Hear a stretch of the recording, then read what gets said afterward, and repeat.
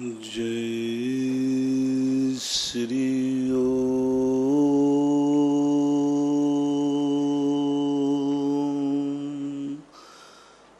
नमः सिद्धेभ्यः।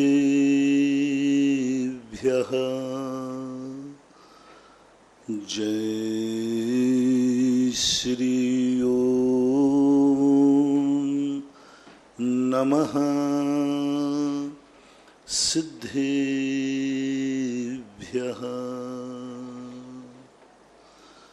सर्वमंगल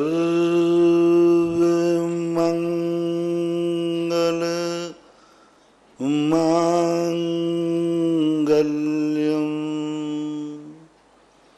सर्वकल्याण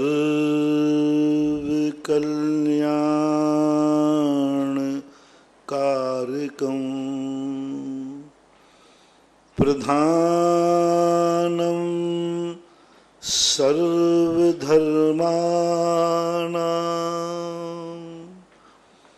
जैनं जयतु शासनं जैनं जयतु शासनं। पंच परमेष्टि भगवान की जय हो। आचार्य श्री गुरुवर कुंद कुंद महाराज की जय हो। आचार्य श्री गुरुवर विद्यासागर महाराज की जय हो। परम पूज्य निर्यापक श्रवण मुनि पुंग श्री सुधासागर जी महाराज की जय। आचार्य संघ की जय। नमोस्तु।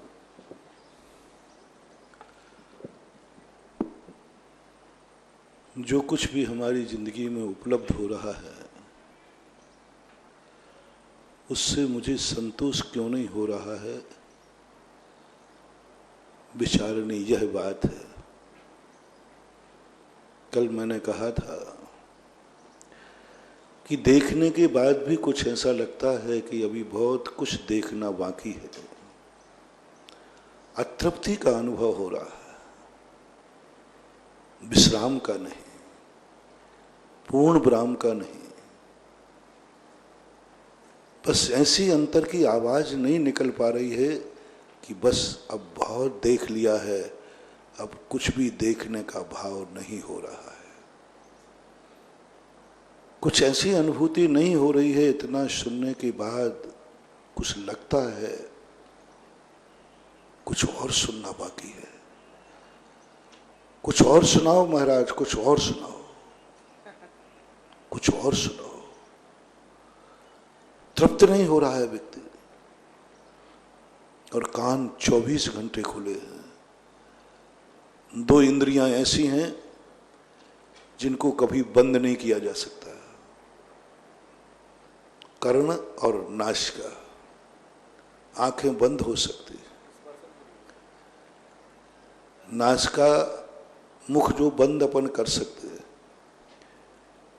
स्पर्शन इंद्रिय भी हमारी खुली है, 3 इंद्रियां खुली हुई है।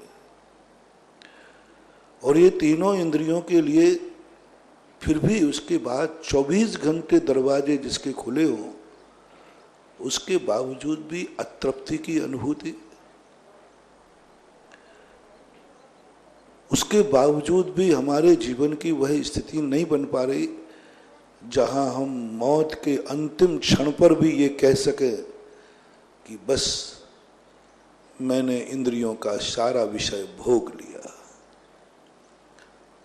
बस इतनी तो साधना है। स्व चतुष्टय कुछ नहीं चाह रहा है।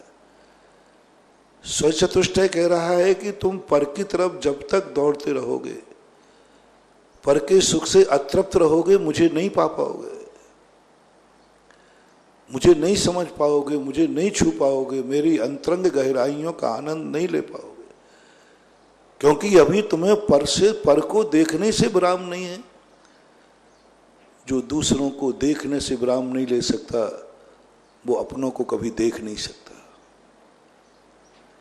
तुम्हारे पास तो अभी पर द्रव्यों की ऐसी स्थिति बनी हुई है कि तुम्हारे लिए तो और जितना तुम्हारा पुण्य बढ़ता जाता है, पुण्य की कई स्थानों पर निंदा भी की गई है। पुण्य फल की निंदा की गई, पुण्य की निंदा नहीं, पुण्य फल की निंदा की, क्योंकि पुण्य का फल हमें आकुलता बढ़ाता है।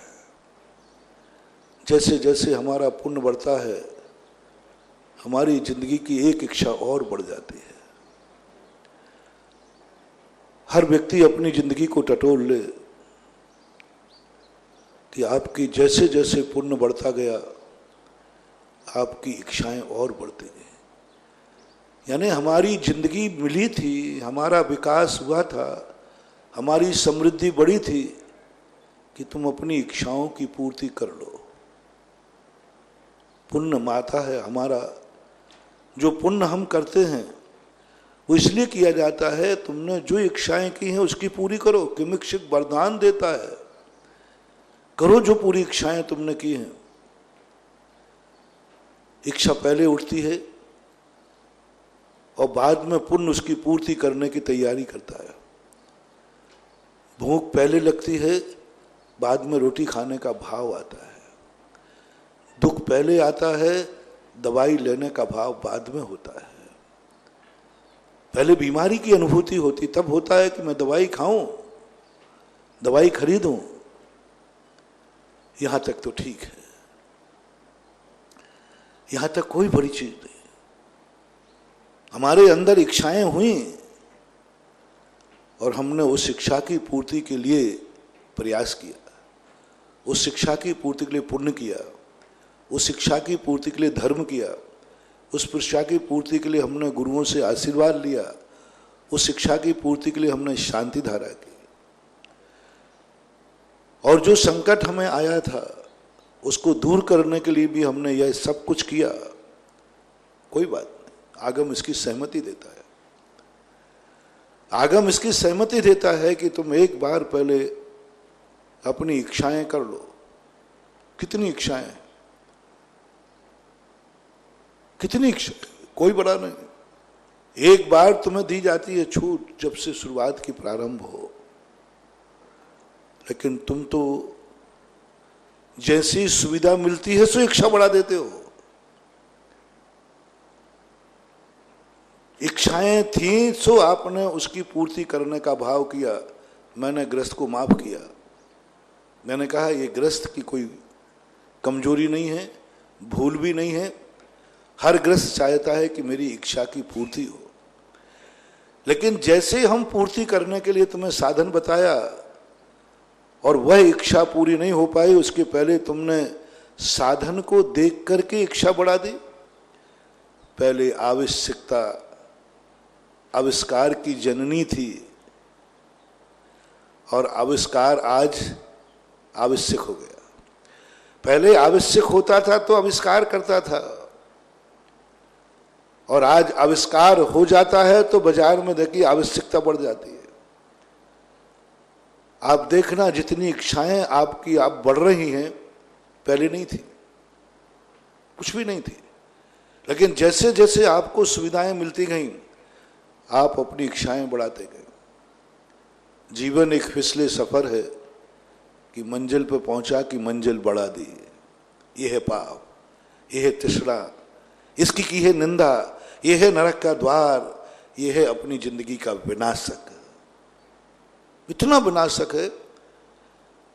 हमारी इच्छाएं इतनी नहीं थी, पैसा बढ़ा तो हमने इच्छाओं की लिस्ट बना ली। आमदनी बढ़ने के बाद आपको घूमने नहीं जाना था, लेकिन पैसा आ गया तो आपने घूमने का मन बना लिया। आपको कुछ भी भाव नहीं था। आखिर कितना अंत में पुण्य थक जाता है और तुम्हारी जिंदगी अधूरी की अधूरी रह करके तुम्हें ले जाता है। बोले क्या करें हम, कहां तक करें, कितनी इच्छाएं थी,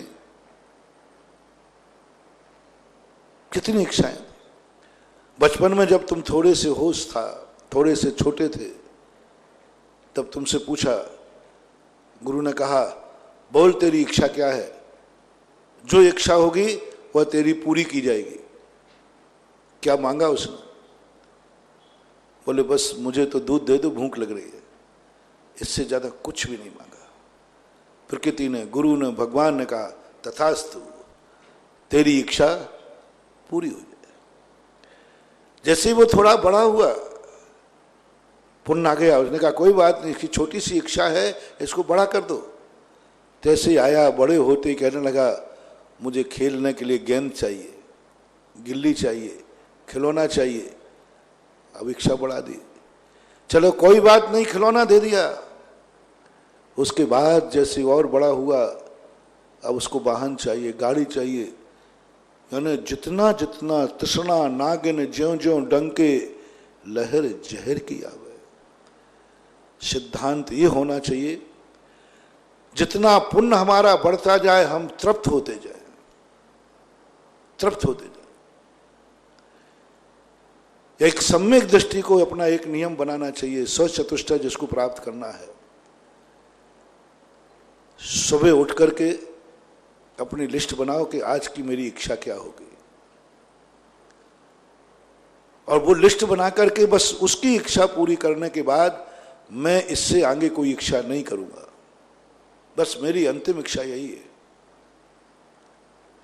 और वो इच्छा के पूरी होने के बाद जो कुछ भी मेरे पास आएगा इतना बचेगा महानुभाव। मैं तो भारतीय व्यक्ति कहता हूं, भारतीय व्यक्ति की हाथ में ऐसी रेखा है जिसकी हर इच्छा को पूर्ति करने की ताकत है।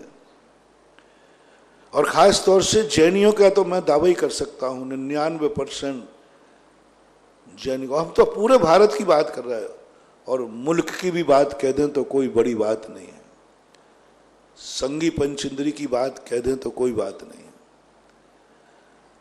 प्राय 99% संगी पंचेंद्री में इतना पुण्य होता है कि वो अपनी हर इच्छा को पूरी कर सकता है।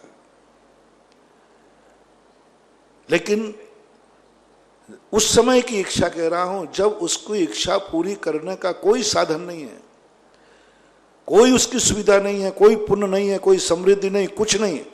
उस समय की जो इच्छाएं हैं वो बताओ। जब तुम्हारे पास कुछ भी नहीं था, कुछ भी नहीं था, उस समय आपकी इच्छा, चारों तरफ अंधेरा था, चारों तरफ कोई कमाने वाला नहीं था, कुछ नहीं था, आपकी क्या इच्छा थी? लक्षण बनाओ। जिस समय हमारे पास इच्छाएं पूरी करने की साधन नहीं है, उस समय जो इच्छाएं हैं वे तुम नोट कर लो। जिसके पास पहनने को कपड़े नहीं है वो नोट कर ले उसकी क्या इच्छा है, क्या इच्छा है। वो कहेगा बस महाराज जी एक जोड़ी कपड़ा मिल जाए। कौन सी क्वालिटी का चलेगा? अरे महाराज जी कोई भी दे दो। जिसके पास कपड़ा नहीं उससे पूछना, वो कहेगा कोई भी दे दो आप, तो एक लट्ठा चल जाएगा, चलेगा। बहुत छोटी सी मांग होती है, क्योंकि आज उसकी मालूम है कि मेरे पास आज कपड़े पहनने लायक भी पुण्य नहीं है। मैं आज सहयोग भंडार खोल रहा हूं, मैं आज दुखियों पर दया कर रहा हूं, क्योंकि हमारी सामायिक पाठ में हम पढ़ते हैं क्लिष्टेषु जीवेषु कृपा परत्व।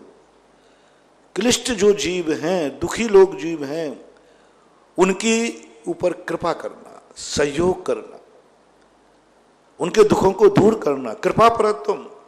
चलो मैं आज तुम्हें कृपा करने की तरफ ले जा रहा हूं, मैं भी कृपा करने को तैयार हो रहा हूं। एक उस व्यक्ति से पूछ रहा हूं जिसके पास अभी पहनने को कपड़ा नहीं है। उससे पूछा बेटा क्या चाहिए तुम्हें? वो बहुत छोटी सी मांग करेगा, बस महाराज एक जोड़ी कपड़ा हो जाए। वो नहीं करेगा कि हमें कितना रुपया मीटर का चाहिए, कितना, वो कहेगा 1 रुपये का। एक भूखा बैठा है, उससे पूछा कि भाई क्या चाहिए? बोले कुछ महाराज 2 रोटी मिल जाए।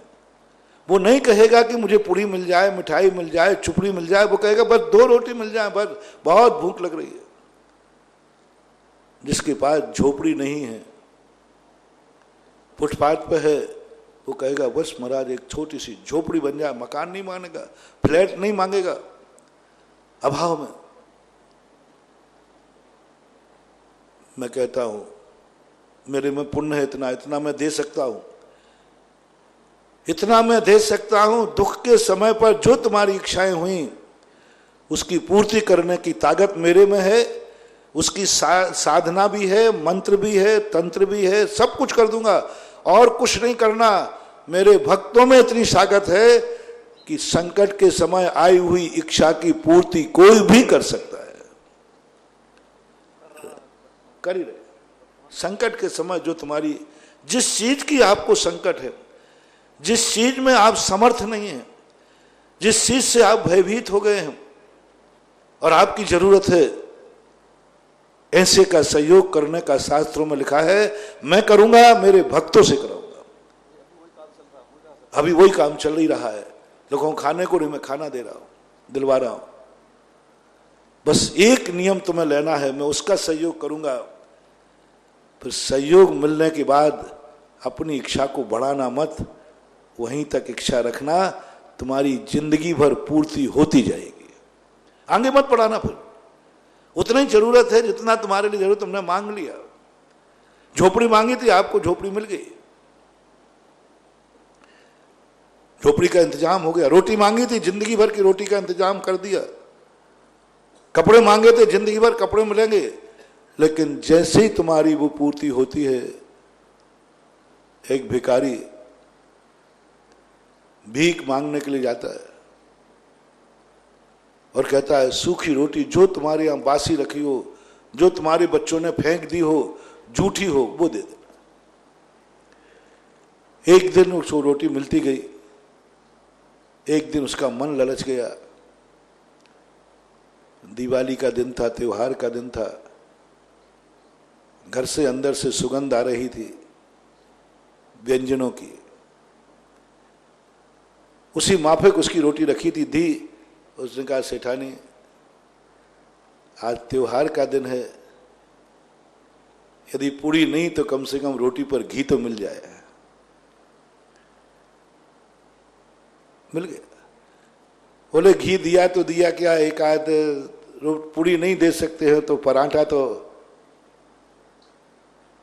वो मिल गया। मां एक पूरी दे दे तो क्या बिगड़ जाएगा, वो मिल गया। बोले, मां आज दिवाली है, थोड़ा सा मीठा हो जाए तो क्या बात हो जाए। हर दिन आधा पेट खाया है, आज तुम्हारे यहां भरपेट मिल जाए। और मिलते मिलते उसका अंत इतना हो गया कि वह कुछ नहीं समझ। जिंदगी का लोग समझ नहीं पा रहे कि हमसे पाप क्या हो रहा है, हम बुरा क्या कर रहे हैं, जो धर्माचार्य हमारी निंदा करते हैं। हम फिर वह स्व चतुष्टय को प्राप्त नहीं हो पा रहे हैं, क्योंकि हम हर बार अपनी लिस्ट बढ़ा देते हैं, हर बार अपनी इच्छाएं बढ़ा देते। आखिर देने वाला कहां तक देवे, देने वाले की एक सीमा है। उस सामायिक पाठ में बस इतना ही कहा, दुखी आदमी की इच्छा पूरी कर देना, सुखी की इच्छा पूरी करने को नहीं कहा। जिसकी इच्छा पूरी हो गई उसको फिर और इच्छा करवाओ, ऐसा नहीं कहा उसमें। क्लिष्टेषु जीवेषु कृपा परतु। और यह स्थिति हर व्यक्ति की बन गई है। हर व्यक्ति चाह रहा है, हर व्यक्ति के मन में कहां तक आखिर क्या करें। और सब लोग अपने अपने हृदय को टटोलो। जिस ब्राह्म पर तुम हो, चलो एक और छूट देता हूं, जहां हो यहीं कम से कम इच्छा पूरी कर लो। आप जब पढ़ के आते हो ना, तब कुछ नहीं चाहिए, बस महाराज एक छोटी सी नौकरी मिल जाए। नौकरी मिल जाती है, फिर पता नहीं क्या नहीं याद है, महाराज बस अब थोड़ा सा अच्छा शादी ब्याह हो जाए। फिर चाहते हो महाराज मकान बन जाए, फिर मकान बदलने की बात आते, महाराज जी कुछ मजा नहीं आ रहा मकान, कोई मकान बदलना चाहता हूं। लो अब बदली पे आ गए।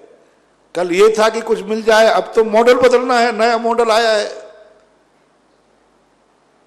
जिंदगी की अंतिम श्वास तक तुम तृप्ति का अनुभव नहीं कर रहे हो। और जैन धर्म कह रहा है, जिस दिन तुम वश कह दोगे, उसी दिन मैं तुम्हारे स्व चतुष्टय का दर्शन करा दूंगा। जिस दिन तुम बस कह दो, बस एक ब्राह्म लगाना। संसारी व्यक्ति, साधु क्या है, दीक्षा क्या है? संसारी व्यक्ति जिन वस्तुओं के लिए मरता है, जिनके बिना वो दुखी होता है। महावीर ने कहा तुम्हें साधु बनना है, बोले हाँ। जिन जिन वस्तुओं के सद्भाव में संसारी प्राणी सुखी होता है, उनके अभाव में तुम्हें सुखी होकर दिखाना है। संसारी व्यक्ति जिन जिन के अभाव में दुखी होता है, उनके अभाव में तुम्हें सुखी होकर दिखाना है। संसारी व्यक्ति जिन जिन वस्तुएं यदि छीन ली जाए तो वो रो पड़ता है, उन वस्तुओं को छोड़कर तुम्हें मुस्कुरा के दिखाना है। मैंने तो देख लिया, दीक्षा किसी का नाम नहीं है, चला करके वो सारी चीजें छुड़ा दी जिस पर ग्रस्त सुखी होता है। गिन गिन के छुड़ाएं, नाम ले ले करके। व्यक्ति का जन्म होता है, माँ बाप को चाहते हैं, मेरे लिए माँ बाप मिल जाए, बहुत खुश होता है बेटा, बस अब कुछ नहीं चाहिए, मम्मी पापा मिल गए ना। यानी वो माता पिता को पाकर के खुश है, और माता पिता मर जाए तो अनाथ है, दुखी है। जिसके माता पिता जिंदा हैं वो कहता है जन्नत है हमारे पास, और माता पिता मर जाए बचपन में तो उसको कहते भैया ये अनाथ है, पापी है, सब कुछ है, बहुत दुखी आत्मा है। महावीर ने कहा, हे श्रवण, ये कह रहे हैं माता पिता का सुख है। माता पिता हैं तो मैं सुखी हूं, माता पिता हैं तो मैं सनाथ हूं, माता पिता हैं तो जन्नत है। तुझे मैं आदेश देता हूं, तू माता पिता को छोड़ दे, त्याग दे, ऐसे त्याग दे जैसे मरने के बाद त्याग हो जाता है। मरने के बाद तेरी जिंदगी में कभी माता पिता काम नहीं आएंगे, साधु बनने के बाद तेरी जिंदगी में माता पिता कभी काम नहीं आएंगे। दोनों का एक रूल्स बना दिया। जैसे मरने के बाद अब पिताजी चाहे अच्छे दिन आओ, चाहे बुरे दिन आओ, चाहे दुख में आओ, चाहे मरो चाहे जियो, माता पिता काम नहीं आएंगे, मर गए क्यों। ऐसे ही मुनि में कहा कि तू माता पिता को छोड़ दे। अब तो चाहे दुखी होगा, चाहे मरे, चाहे जिंदा रहे, चाहे भोजन मिले या नहीं मिले, चाहे बीमार हो या चाहे कुछ भी हो जाए, हे मुनि, तेरे माता पिता तेरे काम नहीं आएंगे, तेरे माता पिता तेरे लिए मर गए। अनाथ मत होना, क्योंकि सारा जगत कह रहा है कि इसके माता पिता मर गए इसलिए अनाथ है। तो तू सारे जगत को चमत्कार कर, दुनिया को दिखा कि महावीर की साधना क्या है। ले, मैंने माता पिता को हमेशा के लिए छोड़ दिया, मरे हुए के समान मान लिया, लेकिन मैं अनाथ नहीं हुआ हूं। बोलो, एक व्यक्ति के माता पिता मर गए बचपन में, उसको अनाथ कहते हो कि नहीं? दुर्भागा कहते हो कि नहीं? पुण्यहीन कहते हो कि नहीं? और वो खुद रोता है कि नहीं? हमेशा महाराज जी हमें माता पिता की छाया नहीं मिली, मेरे सुख दुख को सब मैं ही भोग रहा हूं, कोई मेरे आंसू पहुंचने वाला नहीं।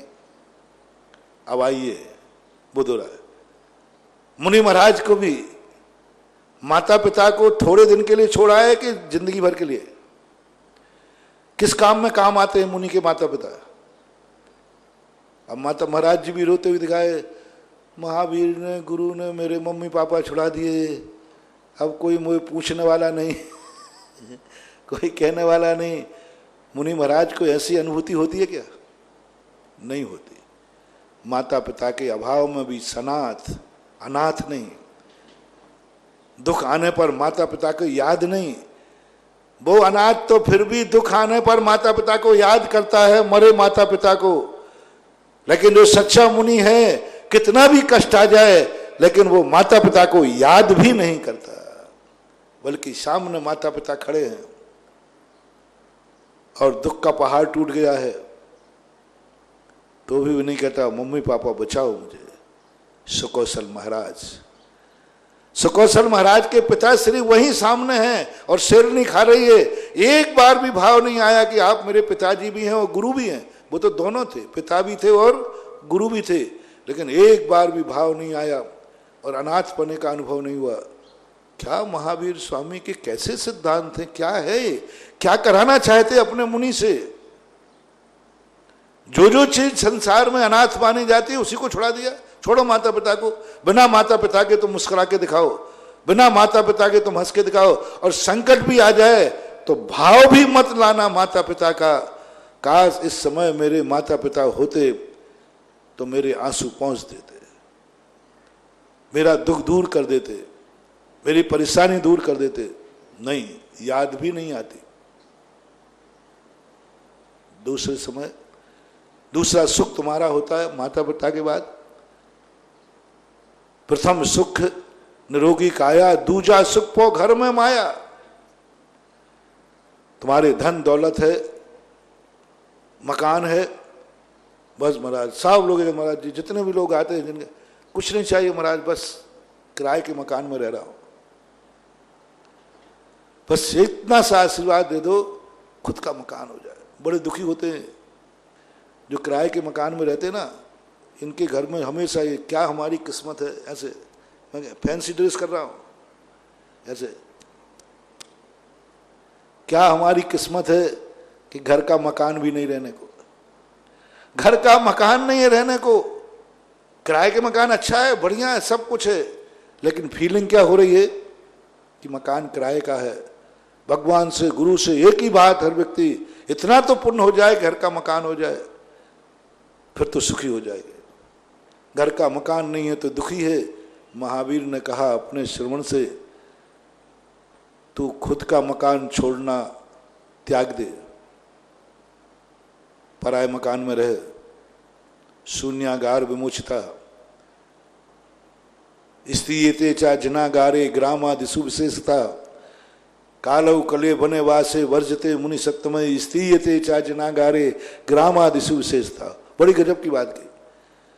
तो उन महाराज जो तेरा मकान नहीं, तेरे लिए नहीं बना, भगवान के मकान में रहे, जनागारे शून्यागार में, विमोचिता धर्मशाला में, जो तेरा नाम पे नहीं है, तेरी मलकियत नहीं है, उन मकानों में रहे। मुनिवराज को दूसरे के मकान, यहाँ की संस्थालय की रजिस्ट्री किसके नाम है? शायद हम लोगों के नाम होगी, भगवान के नाम की है। तो हम भगवान से कहें, हे भगवान इतना तो पुण्य दे दे कि हमारे नाम की एक संस्थालय तो बन जाए। नहीं, भाव भी नहीं आता। पराये मकान में रहता है, भाव भी नहीं आ रहा है, परिणाम भी नहीं आ रहा है, उसके बिना भी सुखी। धन दौलत मिल जाए तो बहुत सुख। महावीर ने कहा सब कुछ छोड़ दे, धन दौलत फेंक दे सबे।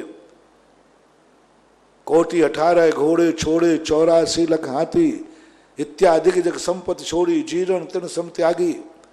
फेंक दे, सबको छोड़ दे और दिखा दुनिया को। दुनिया कह रही है कि मेरे पास धन दौलत नहीं है तो हम फकीर हैं, गरीब हैं, दुखी हैं, अनाथ हैं। यही गरीबी के लक्षण है। महावीर ने कहा संसार का सबसे बड़ा गरीब बन के दिखा दूं। बताओ मेरे से जैसा गरीब दुनिया में कौन है? यदि मेरी जैसी दशा तुम्हारी हो जाए तो क्या होगा? पहनने को एक कपड़ा नहीं, कल के खाने का कोई इंतजाम नहीं, बाल कटाने को भी पैसे नहीं, जहां वहां जाने के गाड़ी घोड़ा नहीं। गरीब किसे कहते? गरीब किसे कहते? जिसके पास रहने का मकान नहीं हो। दुखी किसे कहते? जिसके पास पहनने को कपड़े नहीं हो, खाने का इंतजाम नहीं हो, कुछ नहीं हो, 2 पैसा खर्च करने को नहीं हो, उसको गरीब कहते हैं, उसको दुखी कहते हैं। महावीर ने क्या चमत्कार दिखाया। अपने शिष्य से कहा संसार का सबसे ज्यादा गरीब की हालत होती है, उससे भी गरीबीता बनाओ। संसार का सबसे बड़ा गरीब वह है जिसके पास पहनने को तन के ऊपर एक कपड़ा नहीं है। तू सारे कपड़े पहन के दिखा और दिखा दुनिया के गरीबों को, तुम बिना कपड़े के दुखी हो तो मैं बिना कपड़े के सुखी हूं। जिसके यहां गाड़ी घोड़ा, महाराज जी कम से कम एक साइकिल तो आ जाए, मोटरसाइकिल, बड़ा दुखी छू। अच्छा गाड़ी के बिना दुख है? महावीर ने तुरंत आदेश दिया अपने भक्त को, मुनि को, तू जिंदगी भर के लिए गाड़ी का वाहन का त्याग कर। महाराज जी आपको विहार नहीं करना पड़ता, इसलिए बोले जितना एक गरीब आदमी दिन भर में चलता है उससे ज्यादा तुझे चलना है और सुखी होकर दिखाना है। कोई भी मजदूर दिन भर में इतना नहीं चलता जितना मुनि विहार करता है एक एक दिन में 50-50 किलोमीटर तक का विहार हो जाता है बिना गाड़ी के। तो भी शाम को मुनिराज के चेहरे पर देखना, एक मुस्कान होगी, एक तेज होगा, एक गरीबी की अनुभूति नहीं होगी, दुख की अनुभूति नहीं होगी, दुख की अनुभूति नहीं, याद भी नहीं आएगा। काश गाड़ी होती तो याद भी नहीं आएगा। ऐसी अनुभूति। यदि तुम्हारे पास कल खाने का इंतजाम नहीं हो, आज रात भर नींद नहीं आएगी, कल क्या खाएंगे, है ही नहीं। और महाराज की भी यही दशा है, कल खाने मिल जाएगा ये कोई भरोसा नहीं है। महाराज जी आपको तो कोई भी देने वाले चौके वाले खड़े हैं। अरे भले आदमी, चौके वाले तो खड़े हैं, लेकिन बालचंद जी तो बीच में पड़े हैं, खाने दें तब नहीं। बाल आ गया, जीभ आ गया, नहीं खा पाए तो भी देखो, खाना नहीं मिले तो व्यक्ति रुकी है। और मुनिराज को अंतराय की बात देखना, चेहरे पर एक अलग मुस्कान होती है। एक एक करके सब छुड़ा दिया संसार का। तुम्हारे घर में यदि एक टाइम को खाने को हो तो तुम्हारे बराबर दुखी कोई नहीं होगा। महाराज जी 2 टाइम की रोटियां नहीं है, एक टाइम में पूरा परिवार पेट भर रहा है। काश तुम्हारी जिंदगी में ऐसी दशा आ जाए कि आपके परिवार को सबको एक टाइम को खाने को मिले, तो आप सुखी रहेंगे कि दुखी रहेंगे? दुखी, कंगाल, बहुत माने, अरे महाराज जी क्या कर्म फूटे हैं, एक टाइम रोटी है। महावीर ने कहा, हे श्रमण, तू जीवन भर एक टाइम रोटी खा करके और चेहरे पर मुस्कुरा के दिखा, और दिखा दे इनको कि एक टाइम भोजन नहीं मिलने पर ये दुख का कारण नहीं है। पूरी जिंदगी भर साधु एक टाइम भोजन करता है, उसमें भी अंतराय आता है, उपवास आदि अलग करता है, उसके बावजूद भी कभी उसको गरीबी का अनुभव नहीं होता। कभी उसके मन में फीलिंग नहीं होती कि क्या मैंने पाप किए कि एक टाइम भोजन मिल रहा है। भूख 2 टाइम की रहती है, ध्यान रखना।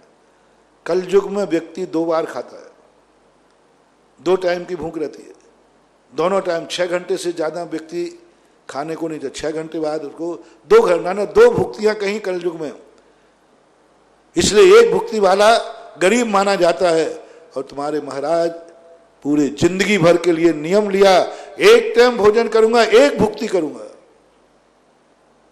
गरीबी की फीलिंग नहीं होती। ये मत समझना कि साधु को शाम को भूख नहीं लगती है। हाँ, ये मत समझना, नहीं तो मामला तुम गड़बड़ समझ लो। महाराज आप लोगों को हाँ, ऐसी बात नहीं। तुम्हें एक टाइम पानी मिले, दूसरे पानी भी नसीब नहीं हो तो महाराज हमारे कर्म ही फूट गए। भोजन मिले या नहीं मिले, कम से कम पानी तो 2 बार मिल जाए।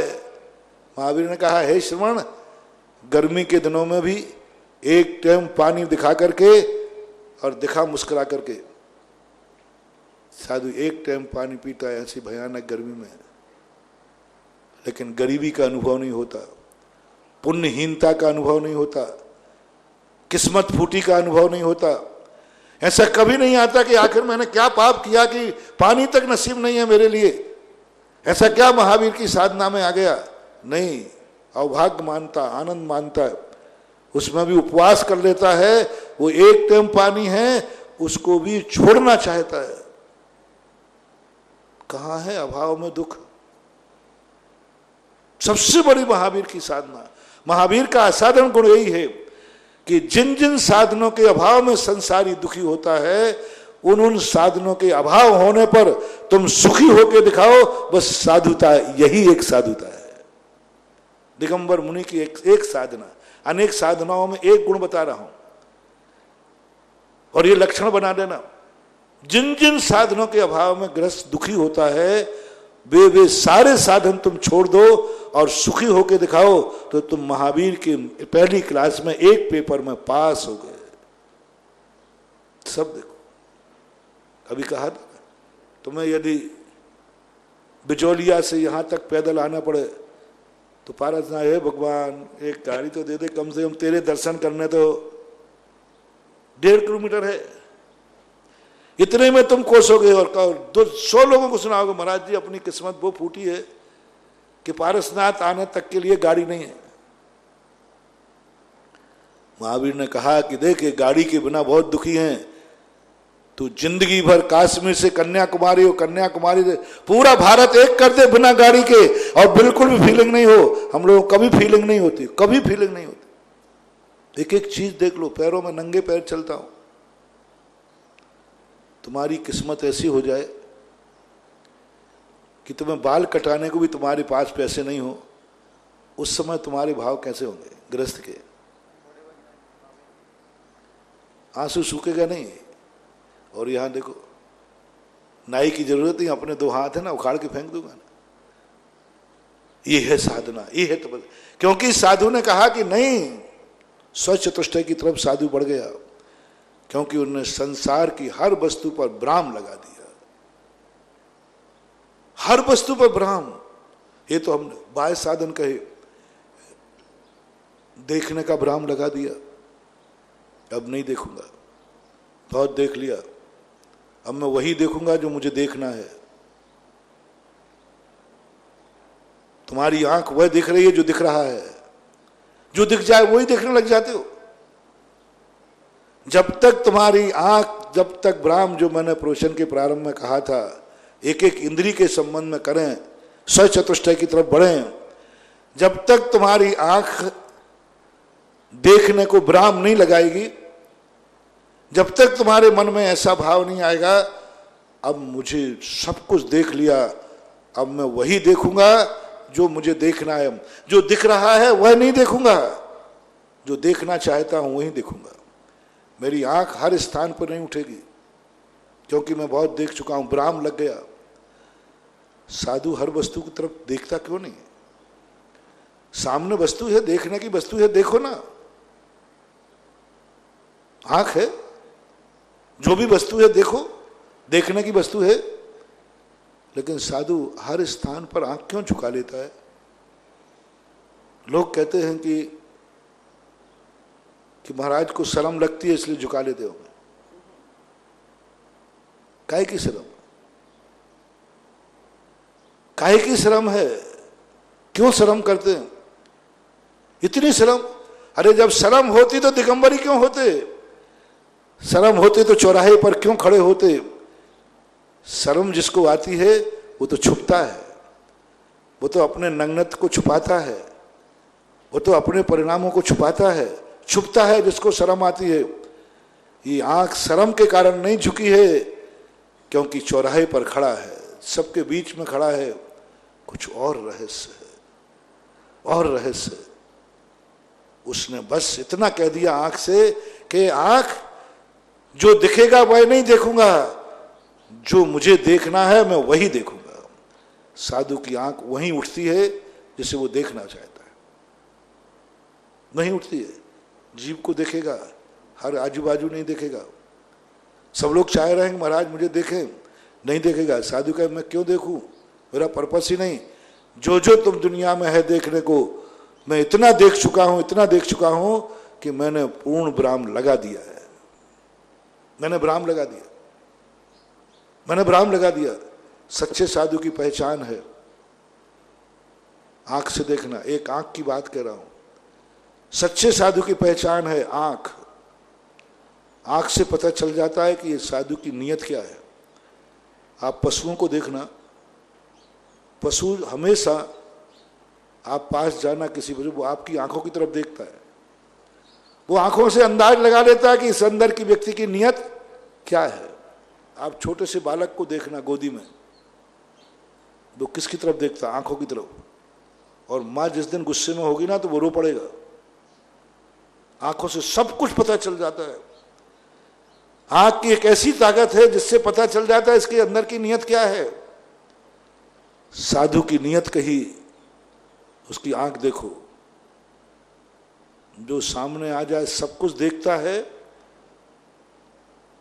या कुछ पदार्थों को देखकर आंख झुका लेता है। कुछ दृश्य ऐसे हैं, कुछ वस्तुएं ऐसी हैं दुनिया में जहां साधु अपनी आंख झुका लेता है। जैसे साधु अपनी आंख झुका ले, बस वही नमोस्तु कर लेना, इसकी नेत्र इंद्री निरोध हो गया, बस में हो गई। वो देखने लायक ही नहीं था। दुनिया में कितनी वस्तुएं हैं जिनको हम देख के क्या करेंगे, क्या मिलेगा हमें। बहुत लोग, आप लोग कहते हो महाराज जी थोड़ा हम लोग की तरफ देख लिया करो। क्या करूंगा देख के, क्या मिलेगा, क्या मिलेगा?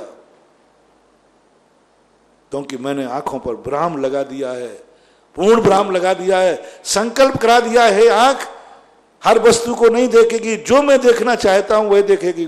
नीचे चलूंगा जीभ देखना, मंदिर में जाऊंगा भगवान के सामने देखना कैसे महाराज की आंख खुलती है, कैसी आंख खुलती है, ऐसे आंख खुलती है, झपकती नहीं। दृष्टा भवंत मणिमेश विलोक नियम नान्यत्र तोष मुपयात, एकदम अपलक हो जाती है।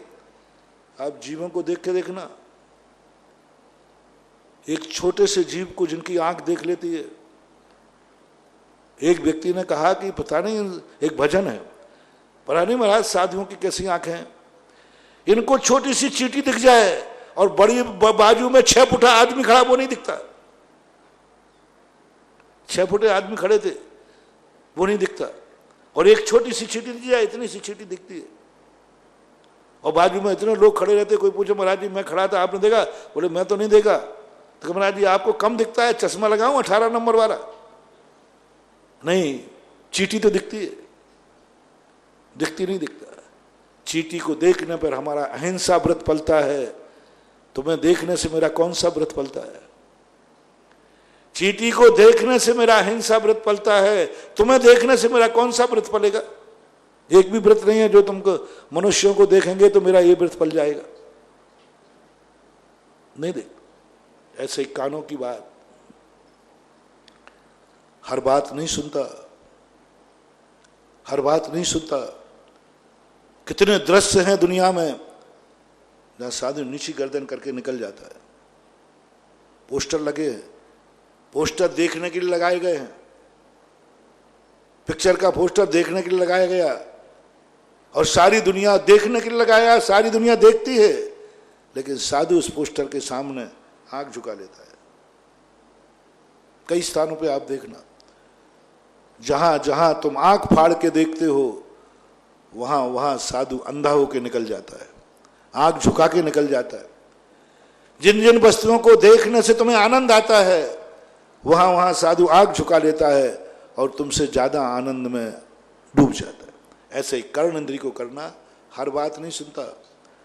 बहुत बार आप लोग महाराज जी सुन तो लो, नहीं, मैंने सुनने पर विराम लगा दिया है।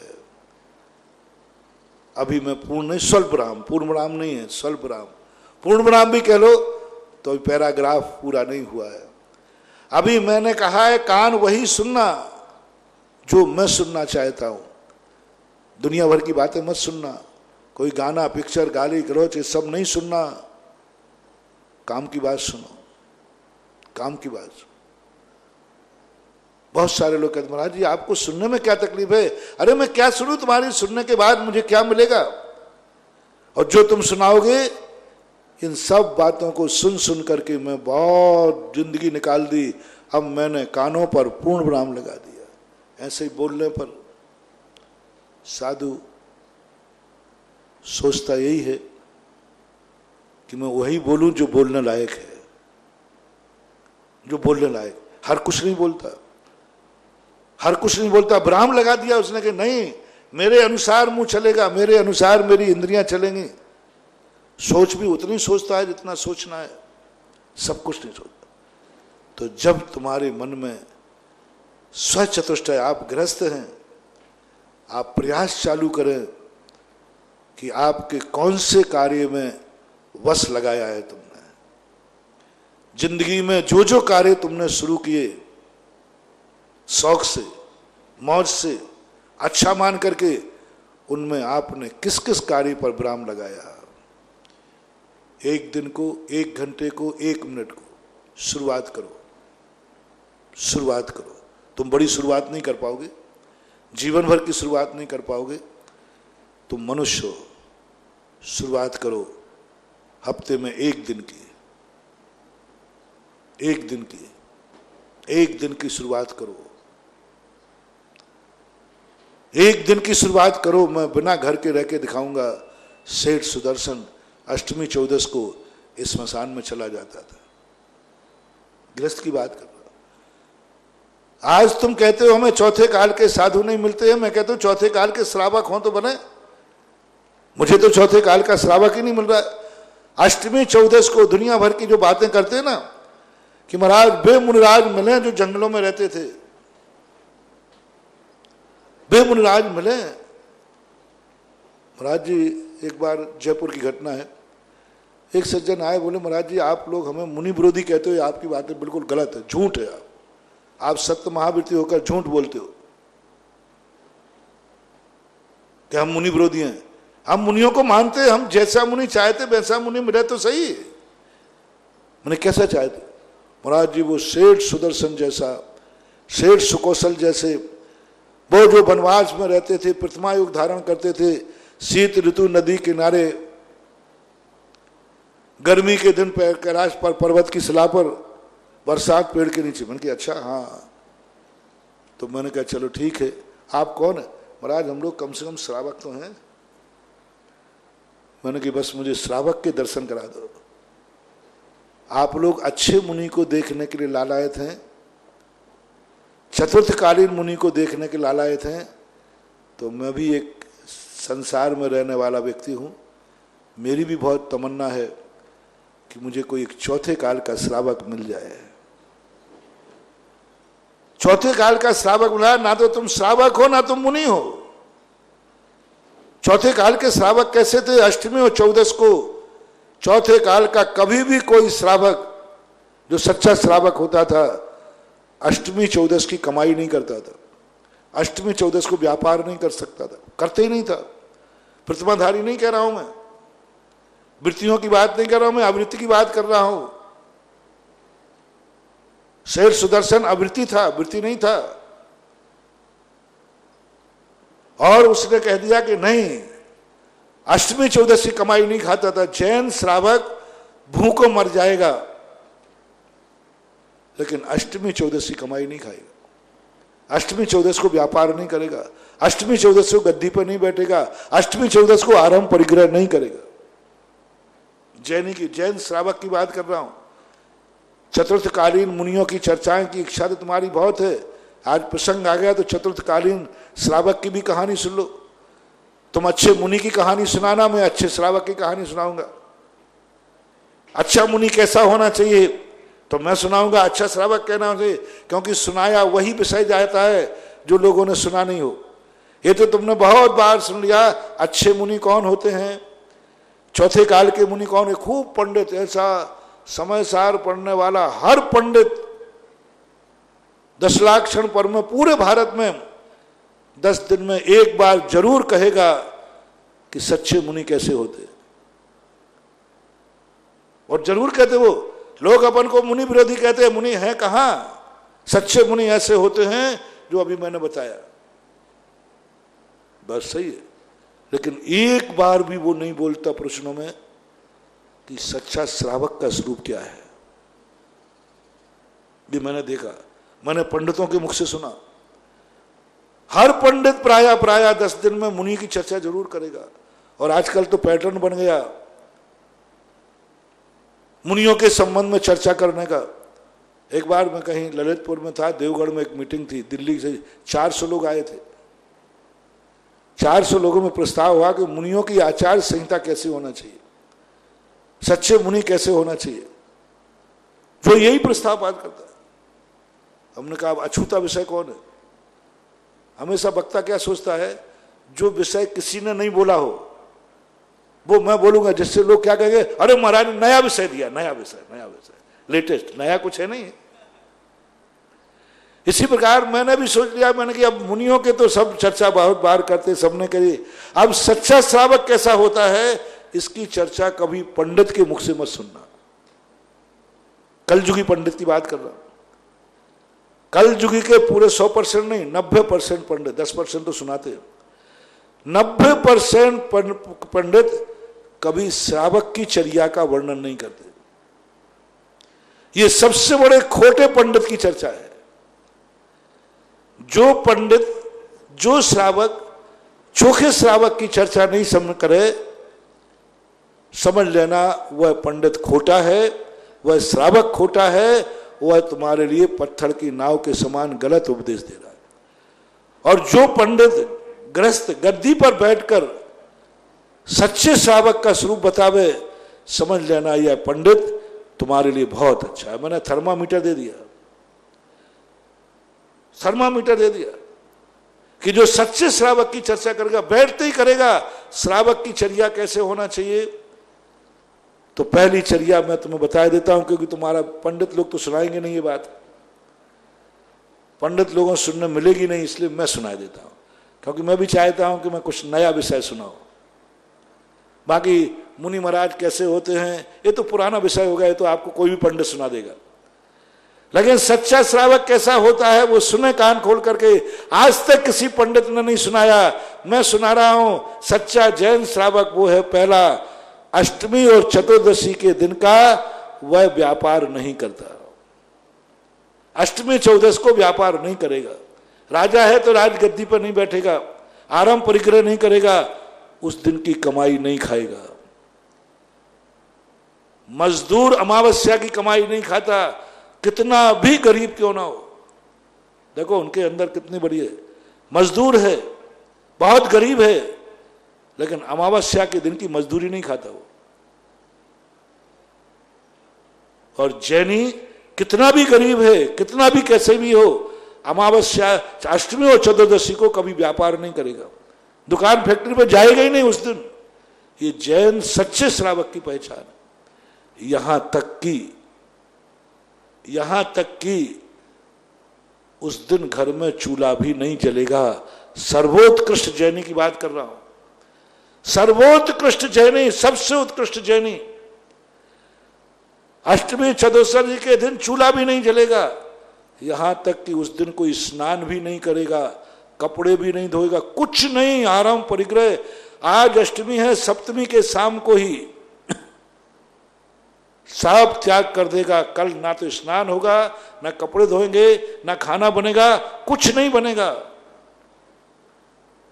ये सर्वोत्कृष्ट अष्टपर्व के दिन की बात। आरंभ और परिग्रह से मंजन भी नहीं करेगा, कुल्ला भी नहीं करेगा, कुछ नहीं करेगा। सप्तमी की शाम को, जब वृत्ति नहीं थे तब की बात कर रहा हूं, भरत चक्रवर्ती की, सेठ सुदर्शन की, और बस सप्तमी की रात में जाकर के और नसिया में चला जाएगा, सर्वोत्कृष्ट इस स्मशान में चला जाएगा। ये तो पंचम काल की बात बता रहा, दोनों बता देता हूं। ये तो सच्चे मुनि की बताऊंगा, नहीं तो तुम कहोगे जो मुनि की बात, मुनि होकर मुनि की बात नहीं करे वो मुनि नहीं। सच्चा मुनि सर्वोत्कृष्ट वही है जो जंगलों में वनवास में रह करके, चौथे काल की बात कर रहा हूं, छत्रमार पेड़ के नीचे करे, गर्मी शिला के ऊपर करे, ये दोनों वही है चौथे काल के। घर में कुछ भी नहीं होगा, सब छोटे से बच्चे वगैरह हैं, उनका काम वगैरह बात अलग है। और जाकर के इस स्मशान घाट में जाएगा, जंगल में जाएगा, घनघोर जंगल में जाएगा। जैन श्रावक अष्टमी चौदस को जैनी श्रावक घर में मिलेगा ही नहीं, वो बस स्मशान घाट में मिलेगा, जंगलों में मिलेगा सेठ सुदर्शन। ये पहला लक्षण। दूसरा लक्षण, मान लीजिए इतनी शक्ति नहीं है, पंचम काल का श्रावक और चौथे काल में भी कुछ श्रावक होते थे। दूसरे नंबर का, व्यापार तो नहीं करेंगे लेकिन चूल्हा तो जलेगा, क्योंकि भूख सहन नहीं होगी, प्यास सहन नहीं होगी, बच्चे लोग भी हैं तो चूल्हा तो जलेगा, भोजन तो होगा, स्नान तो होगा, लेकिन व्यापार नहीं होगा, व्यापार नहीं होगा। जैन श्रावक की, सच्चे श्रावक की व्यापार बंद होगा अष्टमी चौदस को, आराम परिग्रह नहीं करेंगे। तीसरे नंबर का श्रावक वो है जो कहता है महाराज व्यापार भी बंद नहीं हो सकता, क्योंकि फैक्ट्री ऐसी है, मशीन ऐसी है, कार्य इतना बड़ा है कि एक दिन को भी हम बंद नहीं कर सकते। एक दिन को बंद करने का अर्थ है करोड़ों का मूल नुकसान। एक तो माल नहीं बिकेगा तो प्रॉफिट का नुकसान, ये मूल नुकसान, बहुत बड़ा नुकसान हो जाएगा। तो फिर तीसरे नंबर का जैन श्रावक कहता है महाराज व्यापार तो चलेगा, व्यापार तो होगा, पर वो संकल्प करता है अष्टमी चौदस के दिन जो भी माल बनेगा, जो भी माल बिकेगा, उसकी जो कमाई होगी वह हम खाने में काम नहीं लेंगे, वह काम हमारा दान में जाएगा, लेकिन उपभोग में नहीं आएगा। ये तीसरे नंबर, अष्टमी चौदस की कमाई खाएगा नहीं, कमा लेगा, वो कहेगा भाई अष्टमी चौदस को कितना माल का प्रोडक्शन हुआ, मुनीम को कह देगा इस माल पर जो भी प्रॉफिट हो उस प्रॉफिट को लिख देना, ये दान में जाएगी, गौशाला में जाएगी, स्कूलों में जाएगी, औषधालय में जाएगी, मंदिर में जाएगी, लेकिन घर में खाने के काम नहीं आएगी। जैनी कहता है भूखों मर जाऊंगा तो मर जाऊंगा, लेकिन अष्टमी चौदस की कमाई का एक दाना भी मुंह में नहीं दूंगा। वो कहलाता है जैन श्रावक। शाम को सोने के पहले अपने दिन भर की पूरी इच्छाओं का, पूरी बहिघाताओं को डबल लाइन करके घर में प्रवेश करे, घर में प्रवेश करे। व्यापार दुकान का सब काम वहीं खत्म, घर में आया, बोले क्यों, बस विराम करके आया हूं, कुछ नहीं, कुछ नहीं। सुबह उठोगे सब कुछ ताजा होगा, पुराना कुछ नहीं। सुबह की इच्छा शाम को पूरी होना चाहिए, और जो इच्छा पूरी नहीं उसे बट्टे खाते में डाल देना चाहिए, ये जिंदगी में अब दोबारा नहीं आएगी। तुम तो दिन भर की सारी इच्छाएं बिस्तर पे भी ला रहे हो, तुम तो सारे दिन भर के टेंशन परिवार में भी ला रहे हो, तुम्हारे चेहरे की शक्ल के बारह परिवार को भी बजा रहे हो। वो सबसे बड़ा मूर्ख है दुनिया का, जो बाजार का टेंशन घर में लाता है, बाजार का टेंशन जाकर के सोने पर लाता है। सही ज्ञानी भरत चक्रवर्ती के संबंध में आया, कितना भी कुछ भी विवाद हो जाए, जैसे शाम को जाता था कोरा होके जाता था, कोई इच्छा नहीं, कोई टेंशन नहीं। उसके परिवार वाले कभी उसको टेंशन में नहीं देख पाए, और टेंशन आते।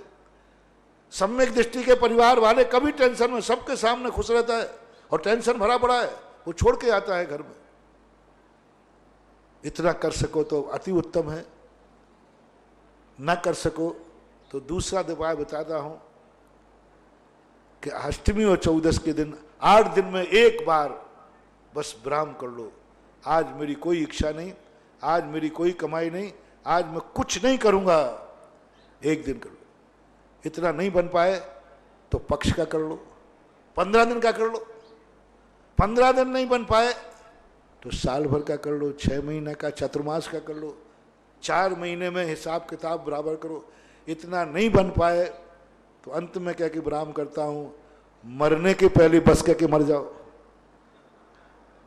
मरने के पहले कह दो कि मैं सब कुछ में विराम करता हूं, कोई इच्छा लेके नहीं मर रहा हूं, मौन हो जाओ, आंख बंद कर लो, कान बंद कर लो, सब किसी से बोलना नहीं, बोलना बंद, देखना बंद, सुनना बंद, खाना बंद, पीना बंद, सब कुछ बंद। इसी का नाम है संलेखना। महावीर भगवान की जय। परम पूज्य निर्यापक समान मुनि पुंगव श्री सुधासागर जी महाराज की जय। समस्त मुनि संघ की जय। जिन वाणी के ज्ञान से सूझे लोकालोक, सो वाणी मस्तक धरूं सदा देत हूँ डोक। हे जिन वाणी भारती तो ही जपो दिन रेन, जो तेरा शरणागत